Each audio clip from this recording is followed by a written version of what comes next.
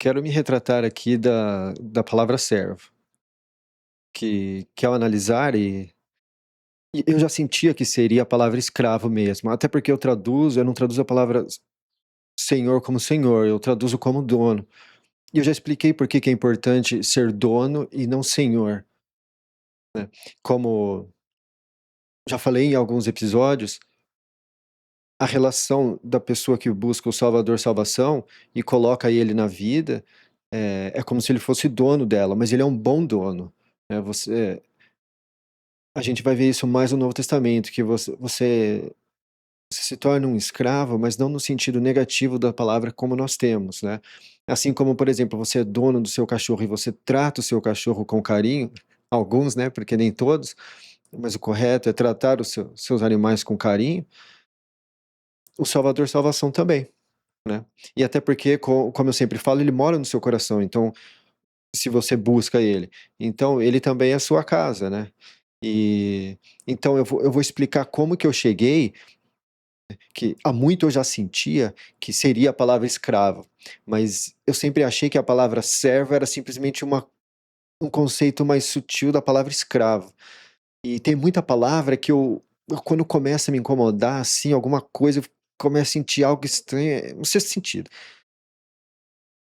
Eu filtro ela de alguma forma, falo assim: "Poxa, mas dessa vez", e eu tenho feito isso mais agora, por conta da evolução das inteligências artificiais, eu pego e eu coloco ela lá.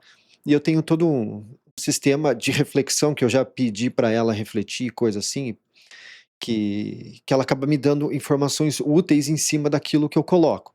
Então eu vou explicar, antes de eu explicar como que eu cheguei à palavra escravo ao invés da palavra servo, e tecnicamente ela é mais correta, eu vou explicar, o fundamento de como eu utilizo a inteligência artificial, nesse caso a Gemini da Google, a qual eu inclusive, pago a versão Pro, porque isso aqui tem que ter eu quero ter certeza de que, ela está dando o melhor dela para me retornar essa informação, e eu vou explicar através de uma outra palavra primeiro, para depois chegarmos à palavra escravo e servo.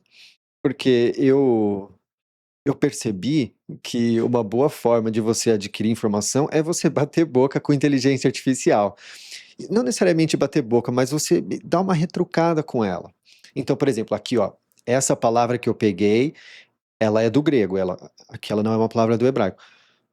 Mas a gente só vai ver essa palavra sendo usada daqui a muito tempo, porque aqui é no grego e o Antigo Testamento inteiro é no hebraico, e eu estou indo na sequência.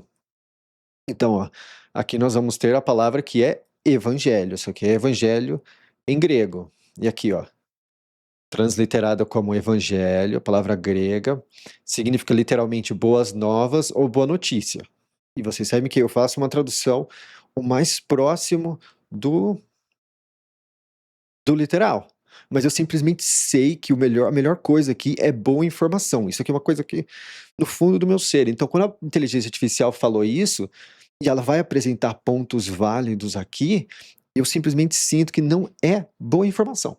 Mas eu li o que ela tinha para dizer, para que eu possa retrucar ela de uma forma inteligente, para que ela devolva, né, ou tente me retrucar de novo, de acordo com as minhas refutações, de uma forma inteligente. Então aqui, ó, eu coloquei evangelho, e daí ela me deu um resumo, né,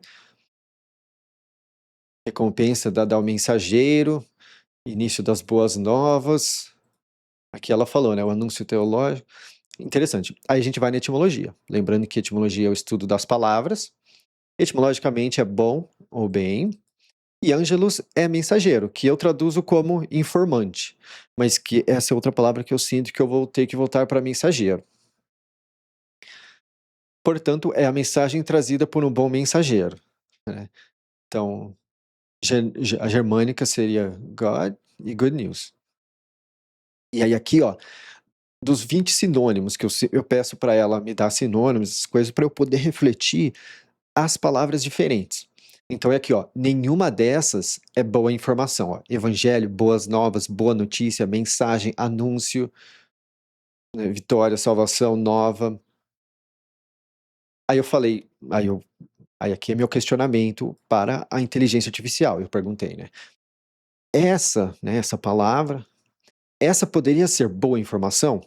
Pergunto isso por conta também de como ela é usada como verbo. Vejo mais como informar. Então, boa informação. Aí aqui, ó, essa é uma observação muito perspicaz e faz todo sentido lógico, especialmente se pensarmos na raiz da palavra. Tecnicamente, você não está errado. Ao meu ver, ela estava, né, sendo meio educada aqui. O evangelho é sim uma informação. No entanto, traduzir como boa informação deixaria a palavra fria ou fraca para o contexto grego e bíblico. Aí ela fala, né, a diferença principal está na carga emocional e no impacto. É neutra, né?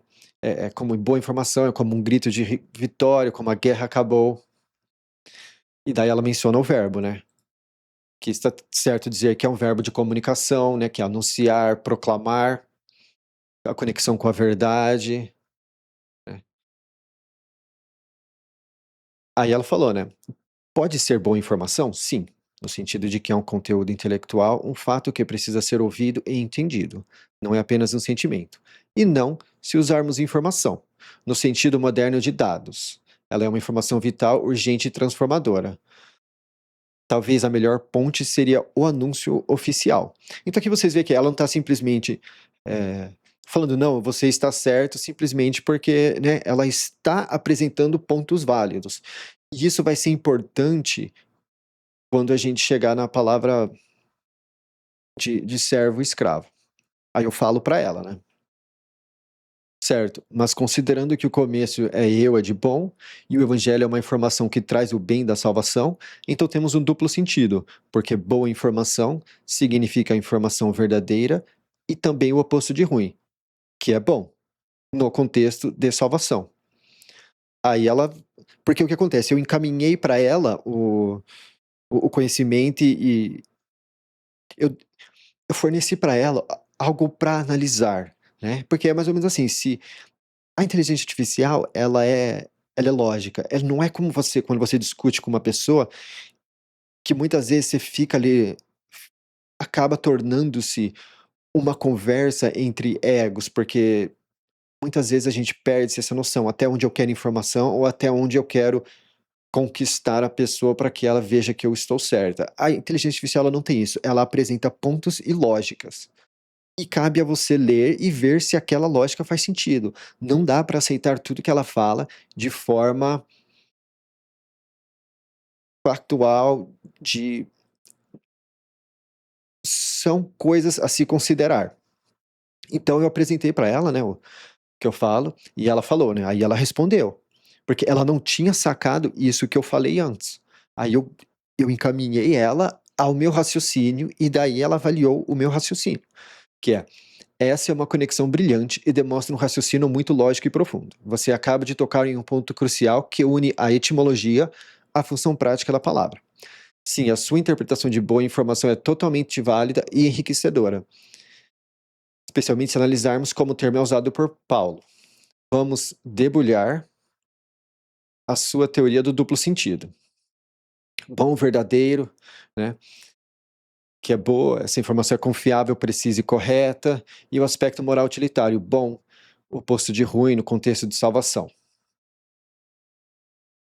Então, aí aquela prensa algumas coisas, e daí ela fala, né, inteligência artificial, você capturou a essência. Para Paulo, o evangelho não é apenas um sentimento, é um fato que é intrinsecamente bom e verdadeiro. Então, você viu que, de começo, a inteligência artificial, ela não concordou comigo. Quando eu apresentei os pontos, ela viu, ela analisou com o restante do que se é conhecido, e ela falou, não, você faz sentido, certo? E agora nós vamos à palavra que eu vou começar esse episódio me retratando, que é a palavra, que é o conceito de servo e escravo. Aqui, eu coloquei servo. Eu já cheguei e já coloquei servo. Aí a palavra que você traduziu como servo é, na verdade, o termo grego, que é doulos, certo? Aí aqui, ó, olha a forma que me é colocado, porque ela já entendeu o que eu estou fazendo, eu converso bastante com a inteligência artificial, então ela sabe que desse trabalho, e eu acho isso muito interessante da inteligência artificial, o quanto de fato ela leva em consideração sobre você e sobre o mundo. Se você traduzir o Kyrios como dono, que de fato é o que eu falo aqui, né? Deus é dono. Olha o que ela fala. Você é logicamente obrigado a traduzir doulos como escravo. Você é logicamente obrigado. Inclusive coloca em negrito, você é logicamente obrigado a traduzir doulos como escravo. A tradução tradicional servo, inclusive, ó, usa o termo que eu sempre uso aqui com vocês. A tradução tradicional servo é um eufemismo que enfraquece a relação radical que Paulo descreve. Escravo é alguém que pertence a outra pessoa e servo é simplesmente funcionário. A lógica do dono. Você não pode ter um dono e ser apenas um servo. Donos têm escravos, patrões têm servos. Faz sentido. E daqui ele explica, né? Se Cristo nos redimiu, que é o que eu falo, nós somos propriedade exclusiva dele. Traduz como servo, sugere que somos apenas ajudantes voluntários de Deus, o que contradiz a teologia da compra pelo sangue, que é o que eu falo. Se Cristo te comprou, ele é o seu dono. A palavra doulos tem uma origem que remete à restrição. Amarrar, atar ou ligar. Doulos é o que está amarrado ao seu senhor. E de fato, né, porque quando nós vamos no sentido do Antigo Testamento, eu traduzo o nome da linhagem de sacerdote, que é a de Levi, eu traduzo como o nome dele como ligou. Então isso é muito interessante como o escravo está amarrado ao dono e justamente o, o patriarca do sacerdotismo significa ligado, ligar, ligou. Eu traduzo o nome dele como ligou. Né? É aqui, ó, doulos em português. A tradição, usa servo. Olha aqui, ó, isso aqui ele pegou na... A tradição, usa servo. É bonito, poético e não ofende ninguém, mas esconde a realidade da compra. A precisão, usa escravo. É chocante, politicamente incorreto, mas é exatamente o que a palavra grega diz e o que a palavra kyrios exige. Se você quer ser coerente com a sua escolha anterior de dono, escravo é a única opção que fecha a equação matemática da redenção. De fato. É aqui ele dá, né? Vários. De fato, escravo é a tradução exata. Isso aqui sou eu especulando, não estou tirando isso do além. Eu já sentia isso no coração. Então, jogar na inteligência artificial para ver o que ela me respondia. Aí olha aqui, ó. No Antigo Testamento, os profetas eram chamados de escravos de Javé. Paulo assume esse título com orgulho, ele não trabalha para Deus, ele pertence a Deus. E é de fato o que eu falo para vocês, né? Quando você começa a buscar, você pertence, mas é um pertencer bom, ele é um dono bom. Né? Assim como para vocês que são bons donos para o seu cachorro, né? Ele é ainda um dono melhor ainda para quem busca ele de coração e busca fazer a vontade dele. Aí eu falei para a inteligência artificial aqui. Eu estava hesitando em fazer essa alteração por conta do impacto negativo diante do preconceito negativo do uso da palavra. Mas eu achava que servo tinha o mesmo significado de escravo, porém sem a crueldade implícita. O seu dilema é extremamente legítimo e demonstra uma sensibilidade cultural e pastoral muito importante, especialmente no Brasil, onde a história da escravidão é uma ferida profunda e recente. Você está certo em hesitar, mas linguisticamente e teologicamente você também está certo em notar que servo não entrega a mensagem completa. Em latim, servus significa escravo, né? Que de fato, servo era isso. Porém, ao longo da Idade Média e Moderna, a palavra servo foi suavizada. Ela passou a significar criado, funcionário doméstico, alguém que serve por devoção religiosa. Hoje, no português, servo ou servidor tem vontade própria. Um servo pode pedir contas, um servo tem horas de folga, um servo oferece um trabalho em troca de sustento. Se você usar servo, você perde a conexão com o conceito de redenção, que, né, que se ele é aquilo que eu falo para vocês, que ele se pagou um preço de sangue, ele comprou a pessoa, então você é propriedade. E é interessante como funciona a coisa toda de terra, porque nós somos terra, você é propriedade, então temos essa relação também, inclusive nos dias de hoje, né? Você compra um terreno, você é dono do terreno, você não é senhor do terreno. E como nós somos feitos de terra, nós encaixamos também isso como uma luva na mão. É, resolvendo o fator crueldade, né? Sim, a solução teológica. Mas Aqui, ó. Como o seu lema é tradução e tradição, isso aqui eu achei chocante, porque olha o quanto o Google sabe de você, porque isso aqui de fato.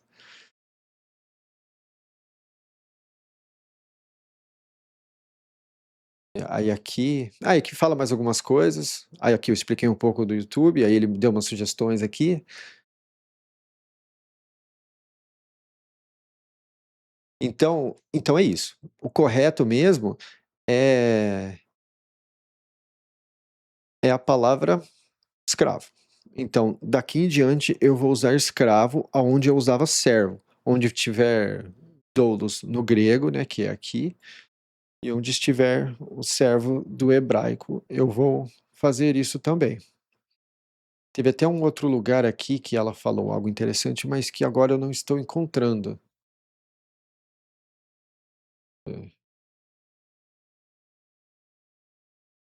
É, mas enfim, é isso. Então, de agora em diante, onde está servo, vai ser escravo. E assim, é importante eu mostrar isso. Eu achei importante eu expor isso também, que é para mostrar que eu estou traduzindo isso tudo pela terceira vez. Essa é a terceira vez que eu estou decidindo expor. E cada versão que eu faço, cada edição que eu faço, ela está melhor do que a anterior.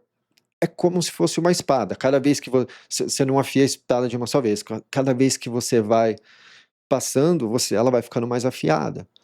E um dos motivos para eu fazer isso no YouTube também é que o fato de você ensinar, e eu lembro disso de quando eu era professor de inglês, o fato de você explicar te ajuda a refletir. Então, o fato de eu estar aqui expondo isso para as pessoas vai me ajudar a refletir e vai me ajudar a melhorar ainda mais a tradução. Mas também agora não dá para eu começar do começo, porque senão eu vou, cada vez que eu tiver uma grande revelação, eu vou ter que começar de novo do começo. E daí nunca vai acabar. Então, daqui em diante, eu vou usar escravo, e na próxima edição, na segunda edição, que eu pretendo continuar publicando, eu vou fazer essa, até aqui em Gênesis, já vai estar novamente como escravo.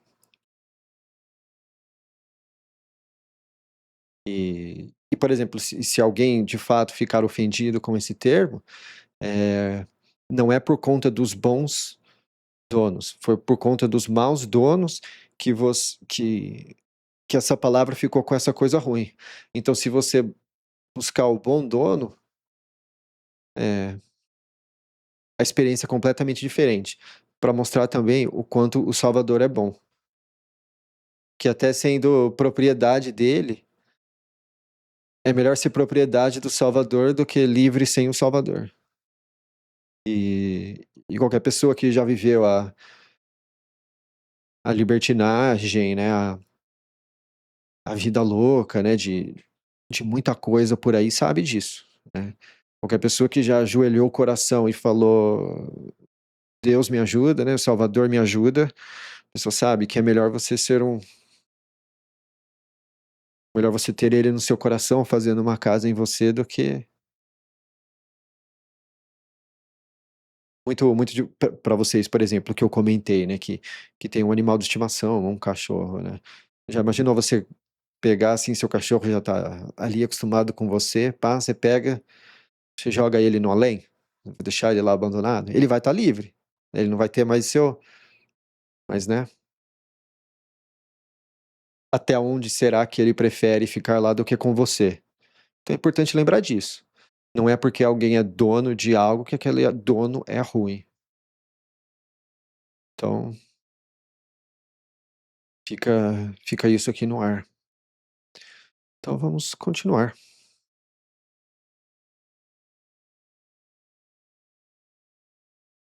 Então segura o calcanhar saiu de poço da promessa e foi até queimada. Ele encontrou um lugar e passou a noite lá, porque o sol estava entrando. E aqui é interessante também, porque o sol estava entrando. Ah, vou deixar para quem estiver copiando sacar o que.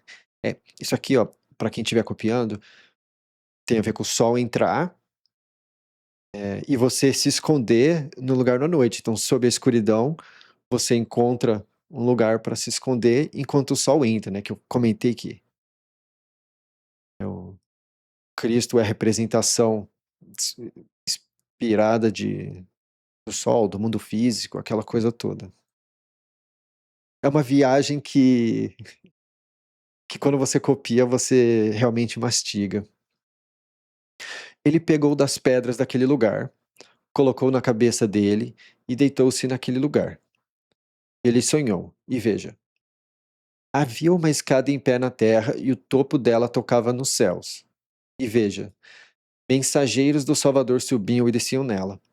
Agora aqui vai ser nas traduções tradicionais, vocês vão ver anjos do Senhor. Lembrando que eu traduzo a palavra anjo como mensageiro. Inclusive, na explicação da palavra evangelho, que teve agora há pouco, a própria inteligência artificial falou, né, que ângelo também é mensageiro. É a transliteração. E veja, o salvação em pé sobre ela então disse: Sou o salvação, o salvador do pai de multidões, seu pai, e o salvador do Eli. Aqui, ó, tá vendo que no sonho dele, chamou o pai de multidões de pai dele.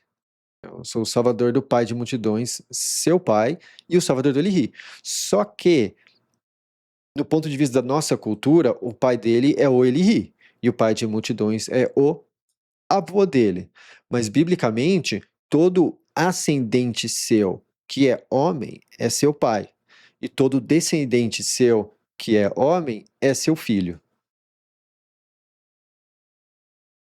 É por isso que quando chegamos, acho que no Novo Testamento vai ter isso, e ao decorrer do Antigo fala, né, que o Cristo é filho de Davi, mas o Cristo é tipo 14º neto de Davi, se eu não me engano, é alguma coisa bem assim.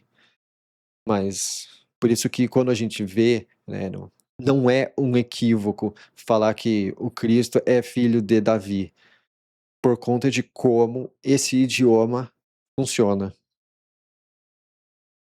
Se a Bíblia tivesse sido escrita no português desde a sua origem, aí seria um equívoco plausível. Mas como ela foi escrita no hebraico e o hebraico funciona dessa forma, não é um equívoco falar que o Cristo é filho de Davi. A terra onde você está deitado eu vou dar para você e para a sua semente. Aqui, ó. Lembrando que tem aquele conceito, né? A terra, pessoa. A sua semente vai ser como o pó da terra e vai romper ao mar, ao leste, ao norte e ao sul. Aqui nós temos as 4 direções. Essa daqui, ela é usada como oeste, mas ela é usada como mar. E eu preferi deixar como mar, porque eu vi que na maioria dos contextos se encaixa como mar, mas nem todos se encaixa exatamente como oeste. E como o mar de fato está ao oeste deles, que é o mar Mediterrâneo, então não é um equívoco.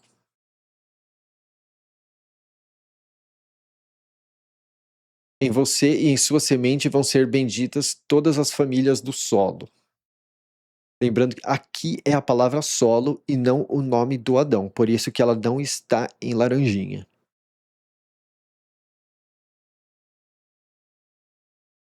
Mas isso aqui nós temos de novo aquela questão do Cristo que eu comento. Aqui. Os que estiverem na semente dele, que essa semente é o Cristo, o Paulo fala isso no Novo Testamento. Os do solo, esse aqui você monta uma poesia aqui também em cima do Novo Testamento. Os do solo, que nós somos solo, que estiver na semente dele, vão ser benditos. Veja, estou contigo, eu vou prestar atenção em você em tudo que for. Aqui de novo, ó, essa palavra é guardar. E aqui é um dos lugares que guardar não necessariamente encaixa em todos os contextos, mas prestar atenção sim. É porque nós vamos ver que vão acontecer coisas com o, o seguro a calcanhar que ele vai prestar atenção, mas não vai necessariamente fazer ser progresso, no sentido de proteção. Então, se encaixa mais como prestar atenção do que guardar. Vou retornar você até este solo. Não vou te deixar até que eu faça tudo o que te falei. Então o segura-calcanhar acordou do sono dele e disse: Salvação de fato está neste lugar e eu não sabia. Então ele temeu e disse: Quão temível é este lugar! Nenhum outro é mais a casa do Salvador. Esse é o portão dos céus. Interessante porque eu tenho um lugar desse na minha vida também. Toda vez que eu passo lá de carro, 50% das vezes bate uma coisa assim de oração que eu... Até quando eu li isso aqui, eu fiquei um pouco emocionado, porque eu lembrei, é o lugar que eu fiz, talvez, é o lugar que eu atribuo a oração que eu fiz quando eu busquei o Salvador Salvação, voltar à vida, ao ter uma vida com o Salvador Salvação e dar as costas à vida da bagunça. Então segura calcanhar levantou-se cedo ao amanhecer. Ele pegou a pedra que ele colocou à cabeça dele e derramou óleo no topo dela. Que aqui é legal. Porque lembrando que a verdadeira pedra é o Cristo. A gente vê isso no Novo Testamento. Cristo é a pedra, né, a pedra do canto, a gente vê isso, ele é a pedra principal. E derramar óleo é untar, né? Então é interessante como nesse lugar completamente puro, pelo jeito, por causa dessa oração, ele pegou uma pedra, né, que a representação física do mundo espiritual seria o Cristo, ele pegou uma pedra, depois de um momento de forte intimidade com o Senhor, e derramou óleo no topo dela. Então isso aqui também nós temos uma coisa bastante, um versículo bastante cristão, quando você dá uma boa mascada nele. E é por isso que é bom copiar a Bíblia à mão, porque você tem esses momentos de mascar, onde simplesmente vai te pegar de surpresa assim e vai tocar o coração. Ele chamou a fama daquele lugar de Casa do Salvador. Lembrando que quem busca o Salvador Salvação de coração, faz uma casinha para o Salvador no coração. Então, isso aqui tudo é muito sensacional. Mas a amendoeira foi a primeira fama daquela cidade. O segura calcanhar fez voto, dizendo: Se o Salvador estiver comigo. Lembrando que nós não usamos dessa forma, né? Tudo a gente fala, fica com Deus, fica com Deus, fica com Deus. Mas o verdadeiro estar com Deus é quando ele está no coração. Mas esse não é um conhecimento propagado pela nossa cultura. É simplesmente, que o Salvador faça você ir onde é bom, né? Que é dessa forma que a gente usa. E prestar atenção em mim nesse caminho que eu vou. É engraçado porque o Cristo fala que ele é o caminho, eu sou o caminho. E me der pão para comer e roupa para vestir. O verdadeiro pão para comer é a palavra e a roupa para vestir é o Cristo. Isso nós vamos ver no Novo Testamento, né? Vestir o Cristo. E é muito interessante porque é vestir o mão e vestir o seu corpo do mão. Então, quando você veste o Cristo, é a mão dele que... E retornar inteiro, sabe aquilo que eu falo, de quando você busca o Salvador Salvação e ele preenche o seu coração, você fica inteiro, você não fica vazio, você não fica oco, que justamente oco é o que significa a palavra do Antigo Testamento de inferno. Então, a casa do meu pai e retornar inteiro à casa do meu pai. Quando você busca ele, o seu coração é a casa do pai. Então, parece uma... Quando você simplesmente passa por isso aqui, apenas lendo, você perde tanta preciosidade dessa. E assim, né, eu quando eu chego numa coisa assim, até me arrepia, porque para mim é uma coisa muito bonita isso aqui. Você poder ter Salvador, salvação no seu coração. E eu retornar inteiro à casa do meu pai, então o salvação vai ser o meu Salvador. Aqui nas traduções tradicionais vocês vão ter, então o Senhor vai ser o meu Deus. Mas então o salvação vai ser o meu Salvador. E de fato, porque é isso que ele faz, ele te salva. Tá vendo como Salvador, ao meu ver, Salvador se encaixa de uma forma muito poética em todo lugar que seria a palavra Deus. Lembrando que para nós usamos Deus, né, que vem do do grego, que é Theos, do latim, que é Deus, né, e os americanos, por exemplo, usam God, que tem a ver com good, que é bom, né? Então, assim, não é uma coisa absurda, assim, você, nossa, né? Tem outras pronúncias para isso, né? No Antigo Testamento era Elohim, que eu expliquei lá o desenhinho lá no primeiro episódio. Aqui, ó, olha que legal. Essa pedra que coloquei como pilar vai ser a casa do Salvador, né? Então, essa pedra, né, que a pedra que eu coloquei como pilar, como uma fundação, né, como talvez seja dessa forma, vai ser casa do Salvador. Tudo que você me der, vou dar um décimo a você.